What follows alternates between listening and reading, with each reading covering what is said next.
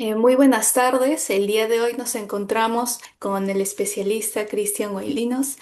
Bueno, el día de hoy vamos a hacer una breve entrevista acerca de la ley que se ha promulgado el pasado 13 de agosto, ¿no? La ley de la amnistía, el cual autoriza amnistía justamente a las Fuerzas Armadas, la Policía Nacional del Perú, al Comité de Autodefensa, los cuales han sido denunciados, investigados o procesados por los presuntos delitos que se cometieron entre el año 1980 y 2000 de el gobierno del expresidente Alberto Fujimori. Estas personas que reciben amnistía son adultos mayores con sentencia firme o que se encuentran en trámite de ejecución de sentencia con pena privativa de libertad efectiva o suspendida. Muchas gracias, Cristian, por acceder a esta entrevista. Muchas gracias a ustedes. Muy bien, como primera pregunta y ya contextualizando un poco, Cristian, ¿me podría contar qué representa la ley de amnistía para los casos de las víctimas del periodo del conflicto armado interno en el Perú? Sí, bueno, en principio, ese tema del conflicto armado interno sufrido en el Perú abarca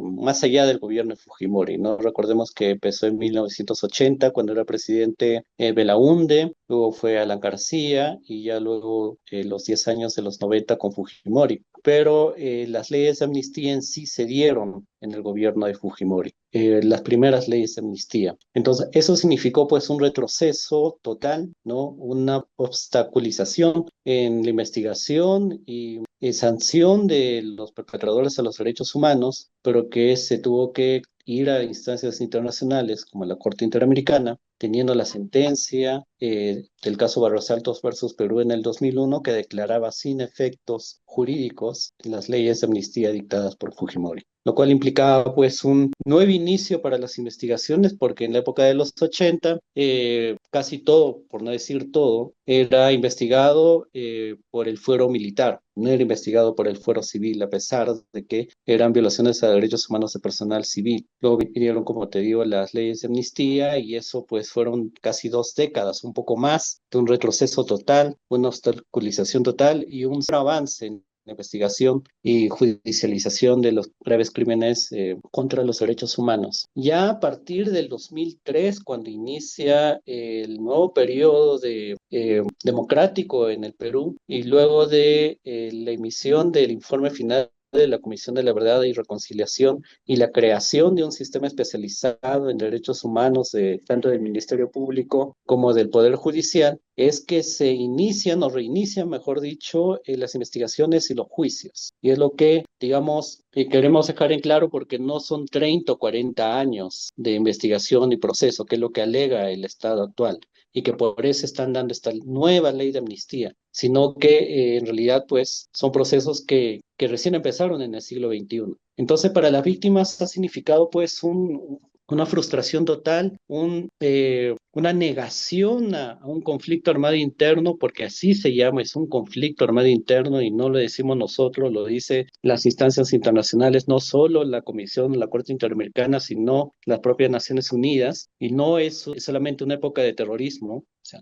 no es así, y que niega pues todo lo que las familias han luchado durante todos estos años para lograr que sus procesos sean debidamente investigados, judicializados y en algunos casos ya se tengan sentencias a favor de sus familias. La frustración es total, pero también, por otro lado, están bastante empoderadas en la medida de que, a diferencia de lo que les he comentado en los 80 y 90, ya tienen pues una sentencia de Barros Altos, tienen una sentencia de Cantuta, tienen sentencias del Tribunal Constitucional, el anterior, no este, obviamente los anteriores, ¿no? Que protegen sus derechos, sentencias de la Corte Suprema que en su momento también ya ratificaban las condenas por varios casos emblemáticos como no solo Cantuta Barros Altos, sino también el caso Cabitos, el caso Chus, que ha significado pues el empoderamiento de las víctimas, pero lamentablemente todo eso como que quiere caer en sacos rotos por una suerte de revictimización en un Estado que desconoce todo eso, ¿no? Entonces, desde las instituciones de derechos humanos igual estamos apoyando a las víctimas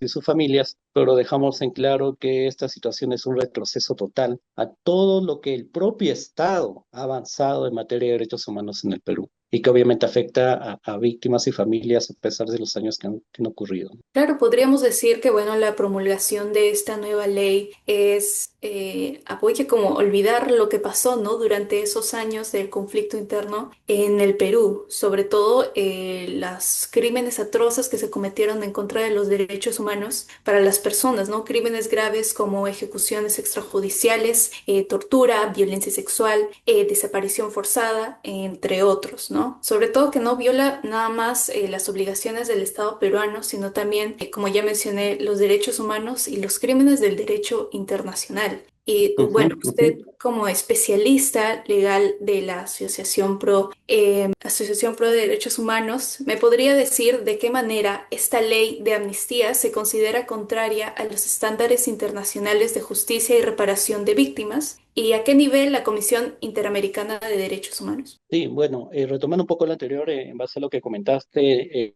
no solamente es una afectación a los estándares internacionales en materia de derechos humanos, derecho internacional de los derechos humanos, sino que siempre ha estado de la mano con una suerte de estigmatización en contra de los familiares de las víctimas y las propias víctimas, el llamado terruqueo, que Sí. incluso abarca a quienes representamos legalmente a las víctimas a nivel nacional e internacional. Y eso también como que ha sido un estigma que se ha mantenido hasta el día de hoy y trata de poner a las víctimas como perpetradores, lo cual es completamente falso. No podríamos tratar de terrorista al niño de 8 años que fue asesinado en Barros Altos, ni mucho menos a los niños de los casos Callar, el caso Putis, el caso Cabitos, que era el caso Ajomarca, que son casos que nosotros denominamos casos patrones, porque no se trata de una u otra víctima, eran cuestiones sistemáticas que se daban durante un prolongado periodo de tiempo y que abarcaba toda la población, hombres, mujeres, niños, adolescentes, ancianos. Entonces, querer estigmatizar a las víctimas de esa manera también es algo que es muy reprochable. Y esto, ya retomando tu pregunta, a tu segunda pregunta, pues efectivamente significa un retroceso a lo que es el avance jurisprudencial, doctrinario y hasta legislativo del propio Estado peruano en materia de derechos humanos. La jurisprudencia, como te decía, desarrollada por el Poder Judicial, por el propio Tribunal Constitucional, ha venido avalando, digamos, la lucha de las víctimas por una cuestión no política, una cuestión realmente objetiva, una cuestión jurídica. Por eso fue condenado Alberto Fujimori, por eso incluso fue extraditado Alberto Fujimori. O sea, fue la República de Chile quien emitió pues sus resoluciones que aprobaban la extradición de Fujimori, no solo por Cantuta, por Barros Alto, sino posteriormente por el caso Pativilca y otros casos más en donde desde otro estado reconocían que había graves violaciones a los derechos humanos y crímenes de lesa humanidad. Fujimori fue condenado por cometer crímenes de lesa humanidad. Entonces, primero cuando hablábamos de la ley de prescripción, pues o sea, era algo incluso jurídicamente terrible porque hasta estudiantes de pregrado saben que unas normas que transgreden las convenciones de derechos humanos implica un desacato, no solamente a su propia soberanía, en la cual aceptaron, por ejemplo, acogerse a la Convención de Derechos Humanos, el Pacto de San José, que implica estar bajo la jurisdicción de la Corte Interamericana de Derechos Humanos. Eso no se ha dado hace 2 o 3 o 4 años, eso fue en 1981. Las sentencias de la Corte Interamericana vienen ya desde hace 24 años con la sentencia de Barros Altos y han habido muchas sentencias, no solo de conflicto armado interno, sino por diversas violaciones de los derechos humanos en materia laboral, en materia ambiental, pueblos indígenas, en las cuales pues el Estado ha aceptado las resoluciones de la Corte, las recomendaciones de la Comisión Interamericana, porque no todos los casos pasan a la Corte Interamericana, y que incluso el Estado mismo se comprometió en su momento a hacer soluciones amistosas con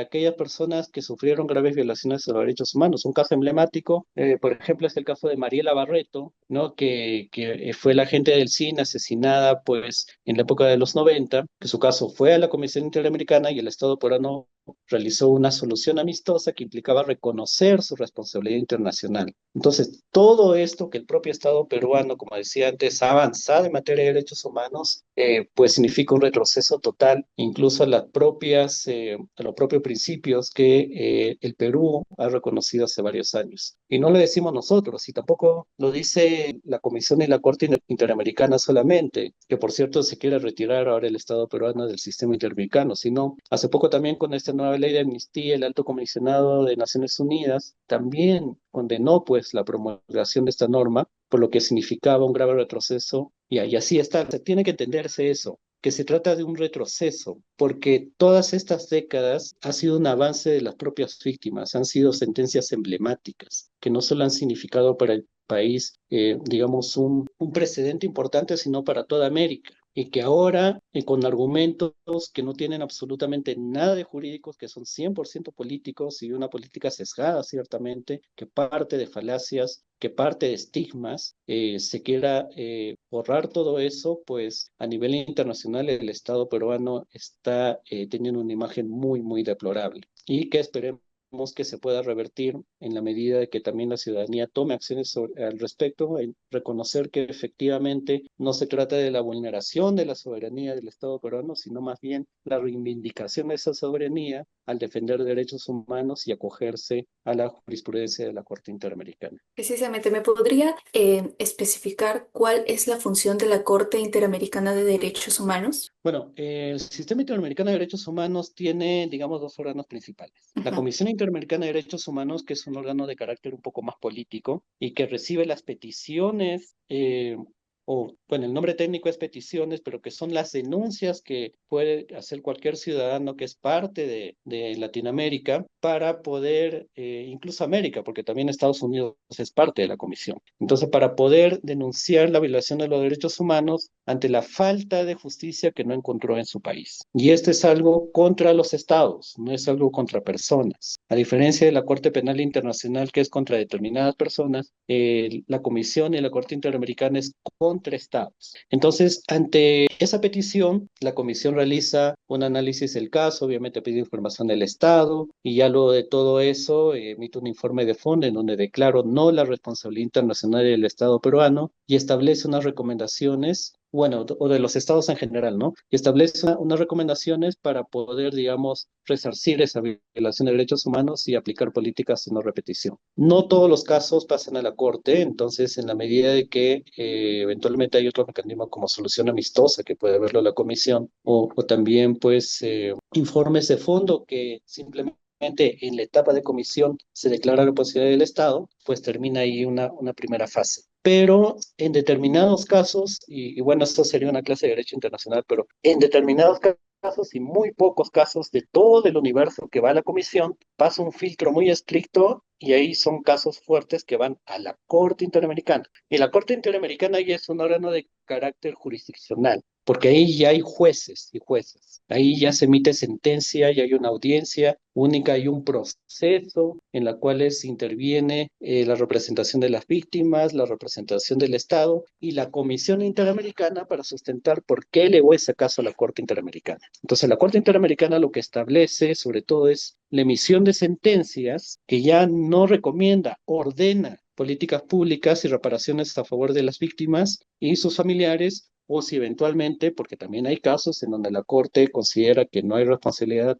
internacional del Estado y declara pues eso en una sentencia y también establece pues ello en lo que eventualmente se consideraría como una sentencia absolutoria para el Estado, ¿no? También hay casos en donde se ha dado eso. En Perú no recuerdo, pero por lo menos lo que es conflicto armado interno, ¿no? Pero por lo menos en los otros países sí se ha dado eso. Entonces ya cuando se tiene una sentencia de la Corte Interamericana de Derechos Humanos, ya establece un precedente jurisprudencial que puede servir como una guía judicial, no solamente para el país por el cual emitió la sentencia, sino para toda Latinoamérica o los países que se acogieron a la Convención Americana de Derechos Humanos. Porque no todos los países se acogieron a la Comisión y no que todos se acogieron a la Corte. Es un poco, digamos, justo respetando la soberanía de cada Estado. Por ejemplo, Estados Unidos no suscribió ni ratificó la Convención Americana, ni, digamos, es parte de aquellos casos en los cuales se puede enviar a la Corte Interamericana. Canadá tampoco, por ejemplo, pero ellos sí pueden comparecer ante la Comisión Interamericana. Entonces, ¿a qué voy con esto? Que en la medida que se tenga una sentencia y sobre todo una sentencia favorable a las víctimas y sus familias, también significa un precedente para otros casos similares y una guía para que los estados, en base a los argumentos de la Corte Interamericana, como parte del ejercicio de control de convencionalidad, puedan aplicar esos precedentes para su jurisprudencia nacional. Lo que ha pasado en Perú, en México, en Costa Rica, en diversos casos en donde la Corte Suprema, el Tribunal Constitucional, toman los argumentos, los precedentes, las nociones de las sentencias de la Corte Interamericana y los hace suyos cuando emitan sus propias sentencias nacionales. Entonces, ahí te das cuenta de la importancia que tiene el ser parte del sistema interamericano de derechos humanos y, digamos, también lo que trasciende a futuro, porque estas sentencias no se encapsulan en el caso, sino sirven para, digamos, una perspectiva con lo que pueda ocurrir de aquí en adelante, ¿no? Entonces, un ejemplo clarísimo es el caso Barrios Altos, que condena toda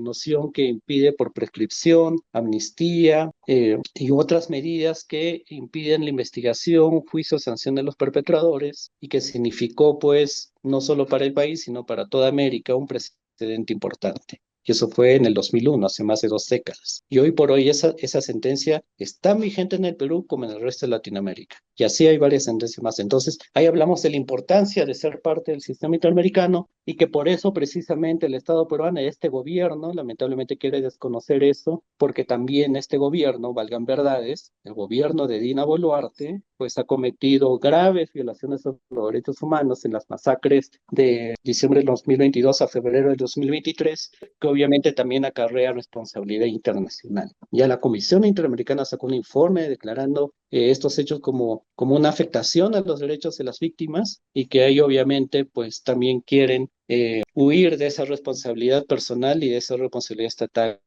que este gobierno, hoy por hoy, pues decimos con toda seguridad, tiene las manos manchadas de sangre, ¿no? 100%, estoy de acuerdo con usted, especialista. Y bueno, en base a lo que usted me ha comentado, se podría decir entonces que esta ley, la ley de amnistía, es inconstitucional. ¿Me podría explicar Totalmente. exactamente cuál debería ser el camino alternativo a la amnistía para atender los casos de criminalización de la protesta social sin caer en la impunidad?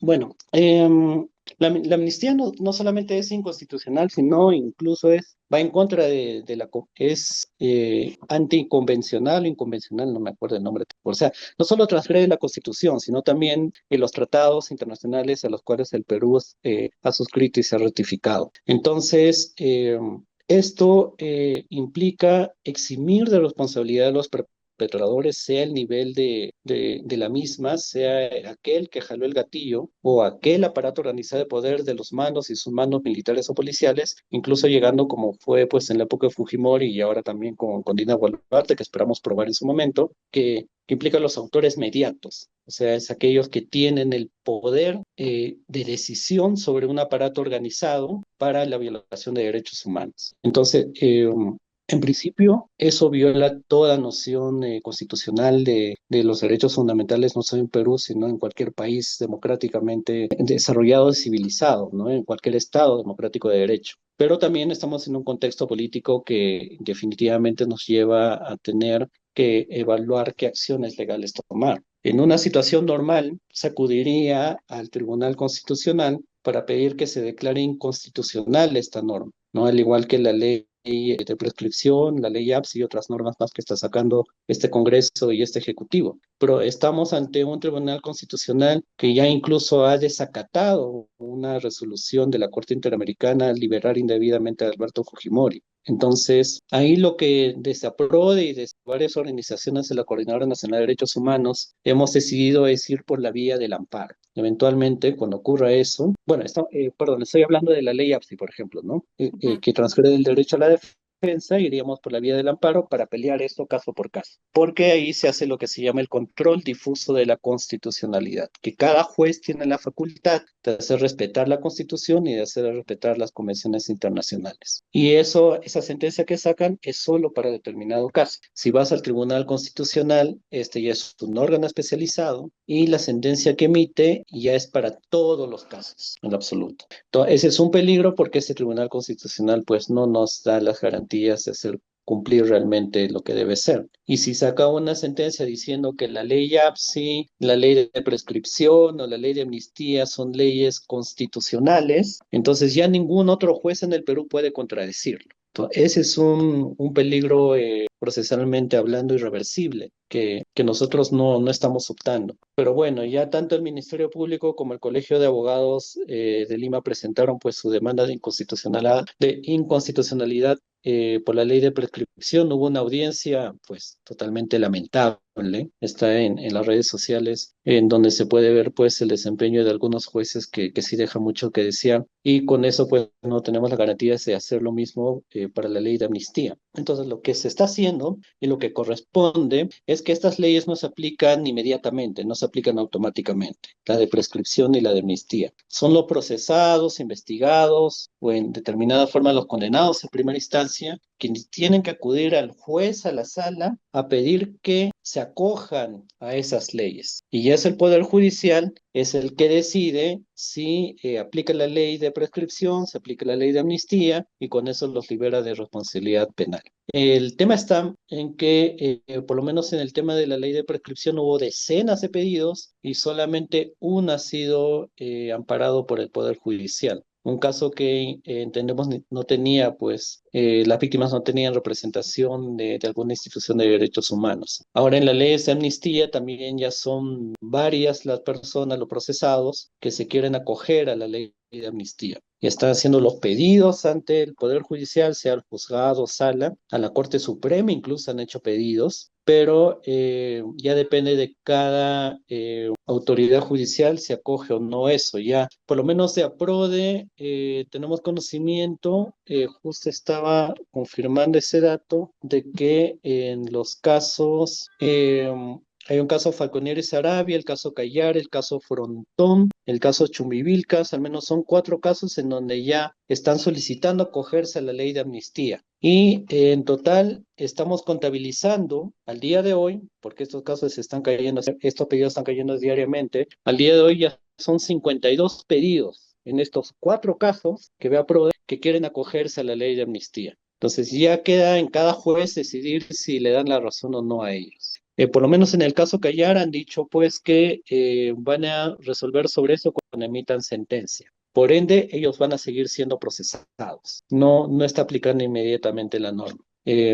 Incluso en lo que respecta a la ley de amnistía, también ya nos alcanzaron una resolución de otro caso que no vemos directamente de esa, en donde ya sí hay una decisión de un juzgado diciendo que no va a aplicar la ley de amnistía en ejercicio precisamente del control difuso de la constitucionalidad y el control de convencionalidad. Entonces, por ahí es que nos va a tocar pelear caso por caso, pedido por pedido, para sustentar el derecho de las víctimas a la verdad y a la justicia. Exactamente, sobre todo porque, bueno, es muy triste que la justicia, y hay un dicho que se dice por ahí que la justicia lenta ya no se siente realmente como justicia, ¿no? Y han pasado tantos años desde el conflicto interno que sucedió aquí en el Perú y que varias víctimas realmente están saliendo nuevamente a la luz, ¿no? Familiares de víctimas incluso que están sufriendo por esta nueva ley, ¿no? Con esta nueva ley que es inconstitucional, como ya lo habíamos dicho anteriormente.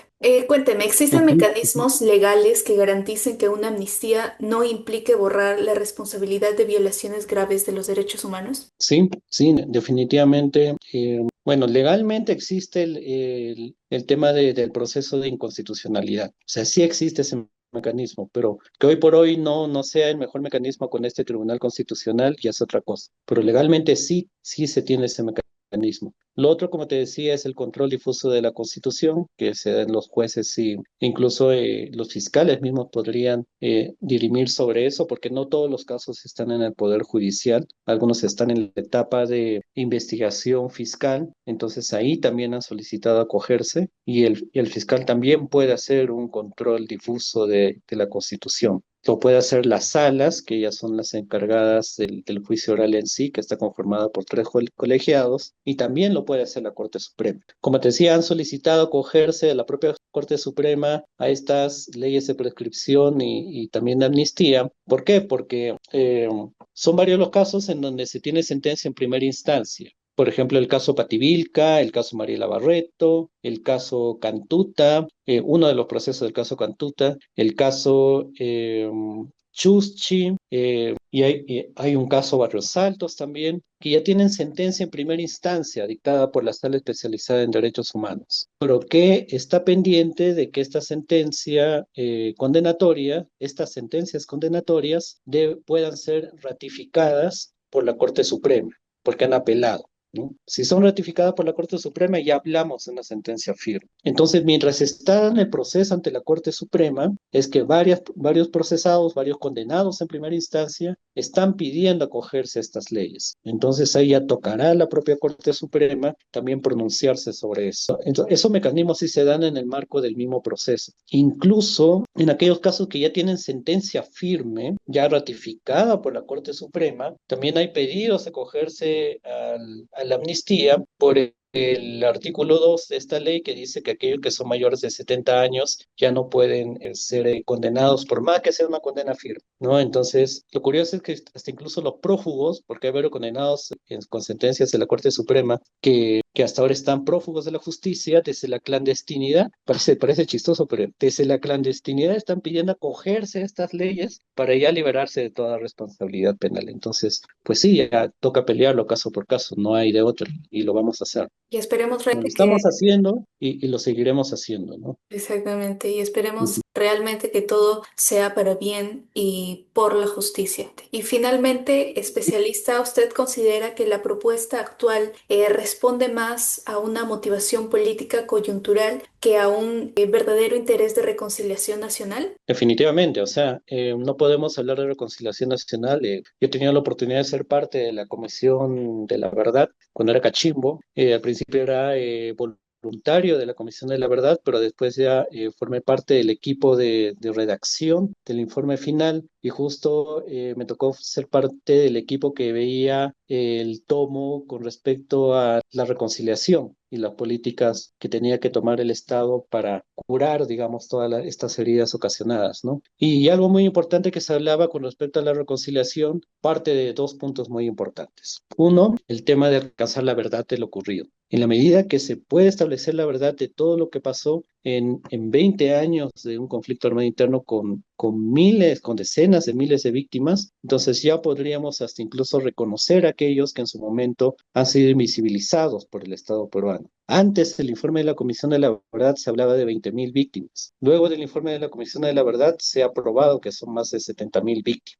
Para que te des cuenta la diferencia del número de personas, porque la mayoría eran quechohablantes, indígenas, personas rurales, analfabetas, mujeres, niños, que ni siquiera tenían pues un documento nacional de identidad, no tenían una libreta electoral en aquel entonces eran completamente invisibilizados. Entonces, partiendo de la verdad y conociendo realmente qué es lo que pasó, que no se trataba pues de terroristas o no se trataba pues de grupos insurgentes, por lo menos la gran mayoría no, por no decir el 99.9%, implica de todas maneras iniciar un proceso para identificar, juzgar y sancionar a los perpetradores, sea quien fuere. Porque así como hubieron y hay procesos para los terroristas y hay condenados, Javier Mael Guzmán, pues los terroristas del MRTA, bien condenados por cierto, también la justicia exige abrir procesos contra aquellos militares, policías y demás responsables por parte del Estado que han cometido graves violaciones a los derechos humanos. Y este es el segundo factor, que es justicia. Entonces, teniendo verdad y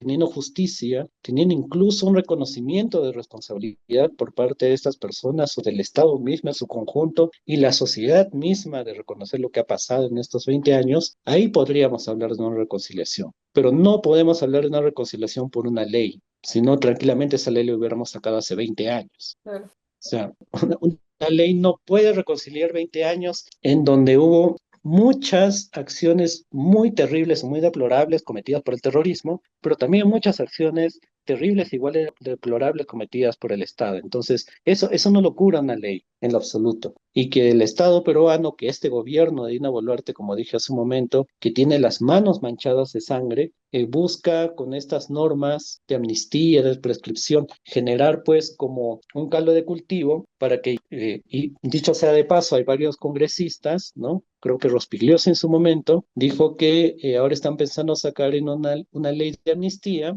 para los casos de las masacres del 2022 y 2023. Entonces, evidentemente ya son normas hasta con nombre propio. Qué Entonces, coincidencia, no ¿no? y no hay ninguna duda, claro. Y son casos en donde, como te digo, ya la Comisión Interamericana de Derechos Humanos emitió un informe muy fuerte que el Estado peruano ha rechazado completamente, pero que, como te digo, pues es un tema, conocer la verdad de los hechos, pedir justicia y con ello ya buscar o establecer las bases necesarias para un proceso de reconciliación. Más bien la negación, porque este es un Estado negacionista, la negación de la historia, la negación de la memoria, la negación de la verdad, el no reconocimiento de las víctimas, lejos de establecer lazos sociales de reconciliación, lo que genera es mayor divisionismo. No son las víctimas las que han iniciado todo esto por un tema de venganza o de odio, que es también uno de los discursos que se viene dando, sino más bien las víctimas están luchando durante todas estas décadas no por odio, sino por amor, amor a sus familiares que han desaparecido, que han sido torturados, que han sido asesinados, que han sido violados, muchas mujeres, en muchos casos de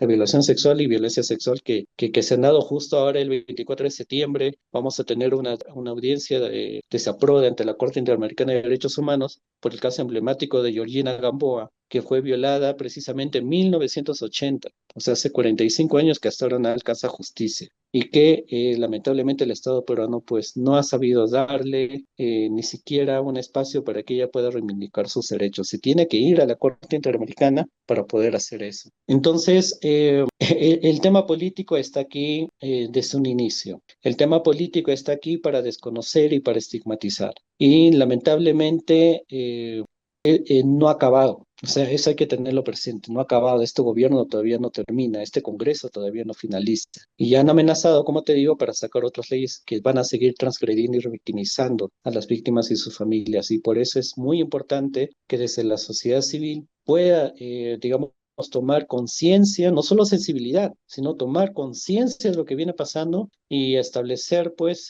una defensa de aquellos derechos que no son del 80 al 2000, sino que han pasado hace poco. Estamos hablando del 14N 2020, estamos hablando de varias regiones del sur del país del 2022-2023 y que obviamente ante estas situaciones que generan impunidad, no te libra de que mañana más tarde esta situación, estas violaciones de los derechos humanos se puede dar en años siguientes y en otros lugares de la zona, ya no solo en el sur del país, en la propia capital. Nadie está libre de ser víctima de estos perpetradores, que a su vez tienen ahora el poder para buscar impunidad, sea por casos hace 40 años como por casos actuales. Y esto es lo más preocupante, porque el borrar toda la memoria de lo anterior también ya es un paso que ellos buscan para lograr la impunidad de lo que está pasando ahora. Entonces, ahí viene ya una tarea de la sociedad civil y qué bueno que se den estos espacios con académicos, con estudiantes, con las nuevas generaciones para poder fomentar eso, ¿no? Listo, muchas gracias, Cristian. Qué Ujú. importante el tema que tocamos en esta entrevista, como usted menciona, no es algo que realmente, o sea, ya llevan pasando muchos años, ¿no? Desde las víctimas que salen a la luz ahora mismo con la ley de amnistía, sino también hace muy poco, que fue del 2022-2023, sobre estas protestas que hubo, ¿no? En contra del gobierno de Dina Boluarte. Y como usted ya lo mencionó, este gobierno tiene mucha sangre en las manos y esperemos que, bueno, como con estos espacios, con los estudiantes, los jóvenes de hoy en día, la sociedad civil, pueda realmente crear conciencia más que todo y compartir sobre todo la historia de nuestro país, que es realmente muy triste el momento en el que se está involucrando toda esta ley, las personas, toda la injusticia que se ha vivido durante todo este tiempo. Muchas gracias Ujú. por su tiempo, muchas gracias por este espacio, gracias por aceptar nuestra invitación, Cristian. No, gracias a ustedes más bien y gustosos de apoyar personalmente y desaprove a todas estas iniciativas que se van dando. Listo, muchas gracias.